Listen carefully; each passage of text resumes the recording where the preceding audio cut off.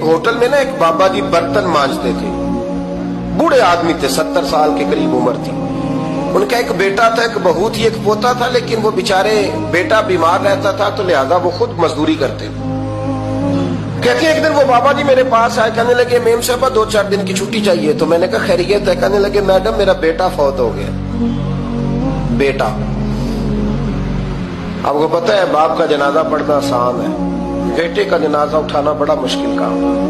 कहती है मैं कुछ लिख रही थी, मेरे हाथ से कलम गिर गया, मैंने खुद गाड़ी भेजी, बाबा जी गांव चले गए जहां वो रहते थे। कहती 2-3 दिन के बाद मैं और मेरा शौहर गए तो रास्ते में हम बातें कर रहे थे कि क्या ताज़ियत करेंगे। एक ही बेटा था, कोई रिश्तेदार भी नहीं, तो उसकी तो कायनात उजड़ गई, किन लफ्जों से उसे ताज़ियत क्या कहेंगे।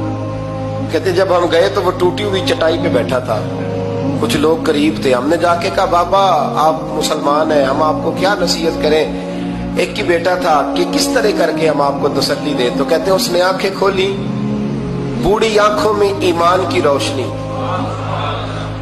कहने लगा बीबी क्या ताज़ियत की बात करती हो, मैंने को पैसे जमा करा के बेटा लिया था, खुदा ने फजल से दिया था, अदल से ले गया है, मैं अपने रब के फैसलों में बड़ा राजी हूं। अल्लाहु अकबर। वो खातून कहती है कि वो बाबा जी से मैंने कहा कि चलो आप 1 महीने की छुट्टी कर ले, तो कहने लगा नहीं मैडम मैं मुसलमान हूँ, मुफ्त की रोटी नहीं खाता, मजदूरी करके खाता हूँ, मैं इंशाल्लाह 2-3 दिन के बाद काम पे आ जाऊंगा। कहते हैं वो चंद दिनों के बाद आ गया, अल्लाह की कुदरत के अभी 2-3 माह गुजरे थे, फिर आया, मैडम छुट्टी चाहिए कुछ दिनों की। मैंने कहा खैरियत है? कहने लगे वो मेरी बहू भी हार्ट अटैक से फौत हो गई। कहते अब मैं भी तड़प गई हूं और ईसाई हो कि मेरी आंखों में आंसू आ गए। मैंने कहा घर का दरवाजा बंद हो गया, अब ये बेचारा क्या करेगा। वो अपने शौहर के गम में हार्ट अटैक से फौत हो गई। कहते हम फिर 2-3 दिन के बाद ताज़ियत के लिए गए, फिर टूटी हुई चटाई, बूढ़ा ना अपनी उंगलियों से जमीन पर कुछ बना रहा। कहते करीब गई और मैंने जाके कहा बाबा अब तो तसल्ली आपने खुद ही करनी है, जो निजाम था वो तो हो गया। तो कहते हैं फिर उसने आंखें खोली, आसमान की तरफ देखा तो कहने लगा बेटी कोई परेशानी नहीं, मेरा बेटा बगैर शादी के भी तो फौत हो ही सकता था, बस मेरे मालिक ने जब चाहा जैसे चाह हुआ, मैं इंशाल्लाह 2-4 दिन के बाद काम पे आऊंगा। ये मेरा 3-4-5 साल का पोता है, अभी स्कूल दाखिल हुआ है, मैं साथ ले आऊंगा, वहां मेरे साथ ऊपर क्वार्टर में जहां मैं रहता हूं ये भी रहेगा। कभी कभी मैं देखती छत पे खड़े होके कि दादा घोड़ा बना हुआ है और पोता सवारी कर रहा है, वो सवेरे उठता उसको स्कूल छोड़ के आता, शाम को लेके आता, प्यार करता, मोहब्बत करता। तीसरी मंजिल पर हमने क्वार्टर दिया हुआ था, वहां दादा पोता रहते। अल्लाह तू बड़ा बेनियाज है।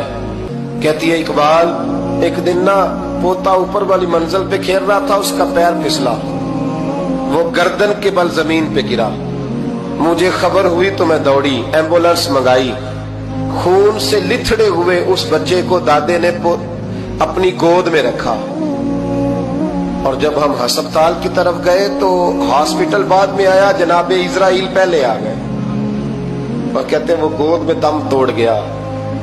फिर दादे ने उसे अपने हाथों से गुस्ल दिया, फिर उसने अपने बूढ़े हाथों से कब्र खोदी और फिर मिट्टी डाल के कहने लगा इन्ना लिल्लाहि व इन्ना इलैहि राजिऊन। जे सोना ही मेरे दुख विच राजी, जे सोना ही मेरे दुख विच राजी।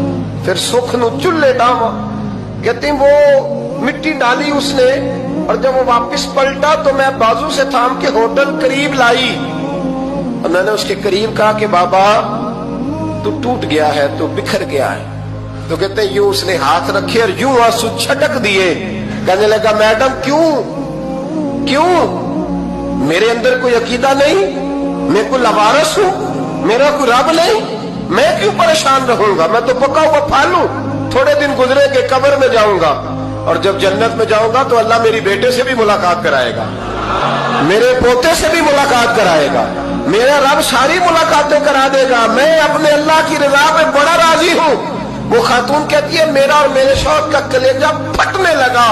मैंने कहा बाबा ये जज्बा कहां से मिलता है, ये सुकून कहां से आता है, یہ کیفیت کیسے ملتی ہے؟ مجھے کہنے لگا تو نے لینی ہے؟ میں نے کہا تو کہنے لگا تو بھی گنبد خضرا والے نبی کا کلمہ پڑھ جا، اللہ تجھے سکون عطا کرے گا۔